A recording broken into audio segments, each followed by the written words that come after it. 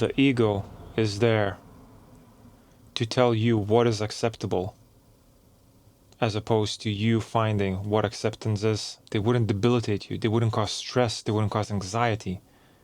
They wouldn't cause depression. That's how powerful the difference is between the ego and your true awareness, your true consciousness.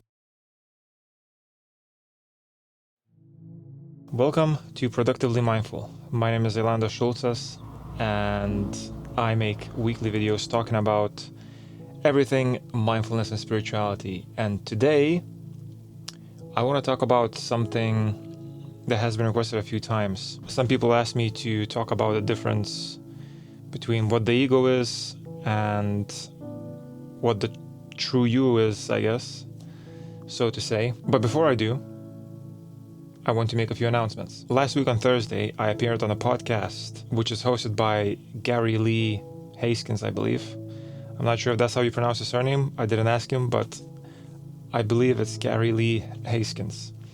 I'll link the podcast down below in the description so you guys can check it out. But as you can imagine, we talked about everything and anything spirituality, mindfulness, meditation, what changes all of these practices can have on your life and your experience of life. And it's quite a profound one. So he has a bunch of other speakers that are also really interesting. This whole podcast has to do with spirituality and mindfulness, so definitely check it out if it's something that you're into, because it's really good. There's a lot of good speakers there. And the second thing that I wanted to say is I have set up a Discord server for you guys. I want to create a community where everybody can share their growth experience, their changes in mindset and spirituality, where they can share their practices non-judgmentally, with acceptance, with everybody within the space. There will be some casual chats there. There will be specific chats for mindfulness and spirituality and meditation,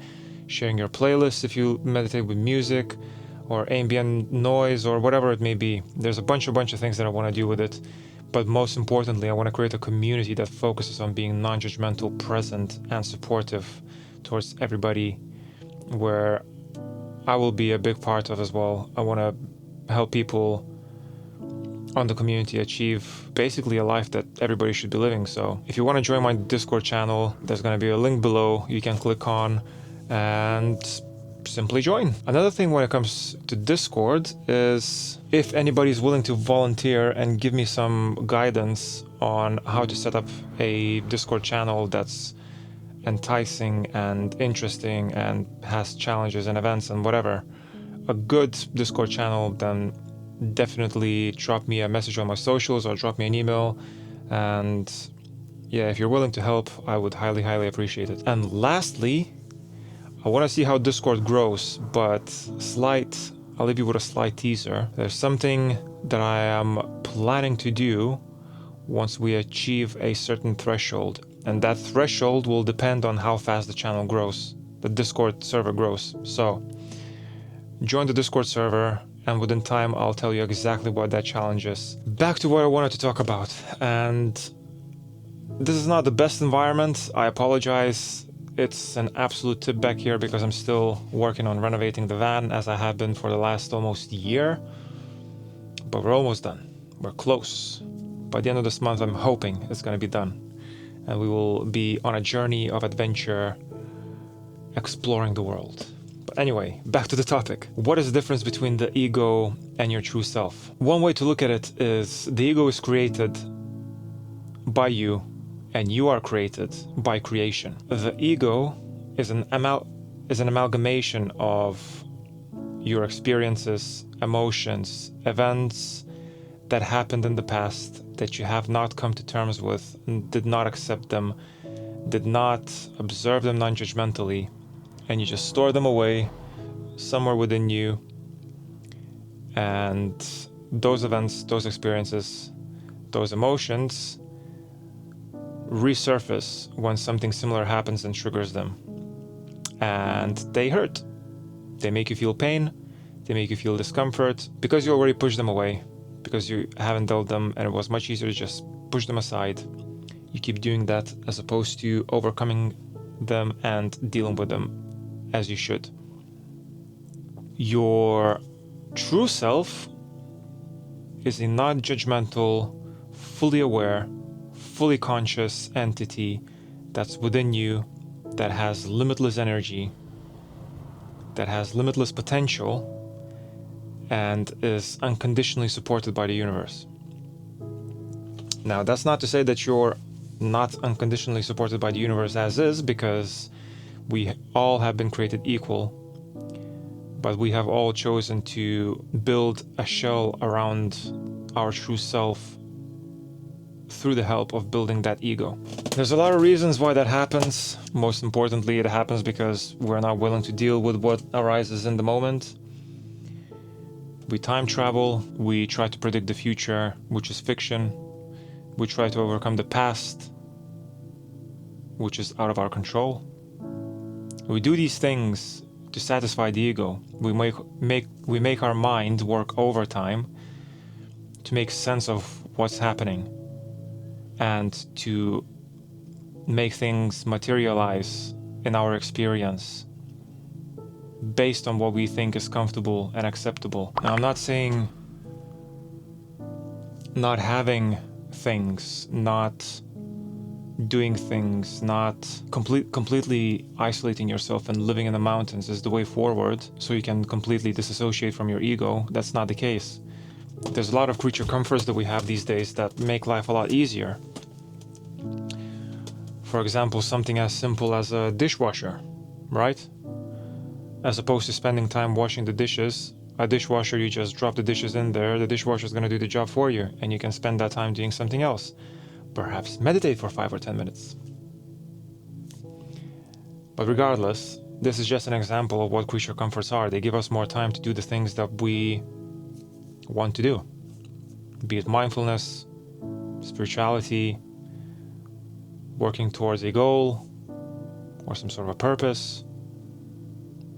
All these things are fine. All these things are good, as long as you stay present while you're doing them. If you stay present and observe it, observe the action, observe the movements, what you're doing, non-judgmentally, with acceptance, being present, you will slowly start pulling away from the ego. You will start breaking down your ego. Another good way of looking at what your ego is and what your true self is that your true self is, let's say, a glass. What happens as you go through your life, that glass keeps getting tapped and tapped and tapped and tapped by all kinds of things. Eventually it shatters.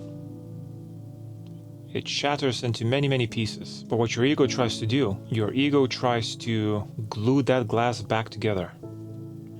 It's trying to desperately put the pieces back together without trying to actually figure out what is the reason why that glass shattered in the first place. But something to think about. Do you actually really need to put those pieces back together and glue them together? Those pieces are still you, and you can love each of those pieces equally, individually. All of them make a whole you, regardless if they're glued together or not. They're still part of you. You don't need to judge a piece by the fact that it's sharp, by the fact that it's an odd shape, by the fact that you struggle to pick it up because it's gonna cut your fingers. Accept them the way they are, and eventually they'll just become sand. And once you become sand, through being present, acceptant, and non-judgmental, you'll go back to the source of where you came from. That source is you. You came from the sand. You didn't start your life as a glass. You start your life as sand. One more example is, imagine if you're in a post-apocalyptic environment, sitting in this house. You haven't seen a single soul for probably years, probably even decades. You're sitting in this house with a radio, and every single day you're trying to use that radio to get in touch with someone. Now, you also have a partner with you there. That partner does not necessarily want to find other people. Your partner is very happy being in that house for the rest of his or her life, just living it out, surviving the apocalypse. Disregard the fact that they might have food shortages or water shortages. That's not the point. It's a story. It doesn't have to make sense, but it helps me explain what I'm trying to say. That person, that other person in the house with you, is your ego. Now, what the ego does is it messes around with that radio. It messes around with its settings. It messes around with the antenna. It messes around with the internals. And you just keep finding issues over and over and over again with that radio. And you're struggling to get in contact with anybody outside. But the acceptance and non-judgmentalism allows you to see that that person that you're with is the cause of you not being able to get in touch with anyone. So then you start observing that person non-judgmentally, with acceptance, and you start understanding what that person is doing. Sorry guys, the postman came. So that understanding allows you to be more vigilant and see what that person is doing. You see that they're messing around with their radio. You follow them. You confront them non-judgmentally with acceptance. They explain why they do it, and they stop doing it. It's a long process, but eventually you'll get there if you keep practicing those practices. And you will start tuning the radio, which is you. You will start tuning yourself to the frequency of the universe, of the source, of creation. And you will find what is truly out there. You will find the true you. The ego there is just to hold you back. The ego is there to tell you what is acceptable, as opposed to you finding what acceptance is. It's quite difficult to wrap your head around the concept of what ego is, what your true self is. Because we think that the way we live our lives is normal. The ailment of your perpetual chatter of your mind working overtime, trying to make things come into reality by being in the future or the past. We think that's normal. If we were bedridden from illnesses, never knowing what being healthy feels like, we would think that's normal. This is exactly it. Your ego is an ailment, and we think it's normal. And again, I just want to highlight the fact that I'm not trying to be some sort of an extremist. It's a concept that might be difficult to understand. It's a concept that will make your ego fight the notion of the fact that there is a more fulfilling way of living life if you stop denying emotions, stop pushing them away, stop pushing events away, as opposed to accepting them as they are, dealing with them within the moment they arise, and then putting them aside where they will never hurt you again. We just try to live in comfort. We try to avoid change. That's not how you will achieve happiness in life. You'll have to face what happens, what unfolds in reality, being this one moment, this exact moment, is the only reality that exists. Nothing else exists. Everything else is out of our control.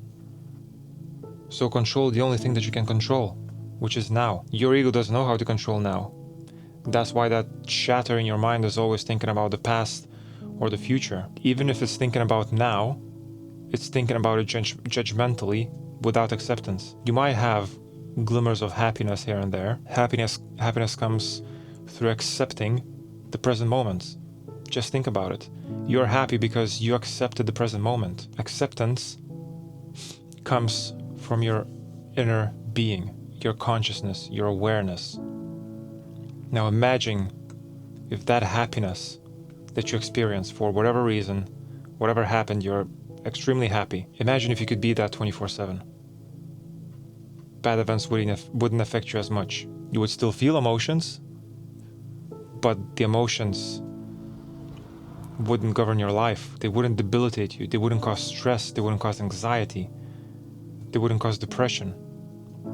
That's how powerful the difference is between the ego and your true awareness, your true consciousness, the observer. I hope that makes sense.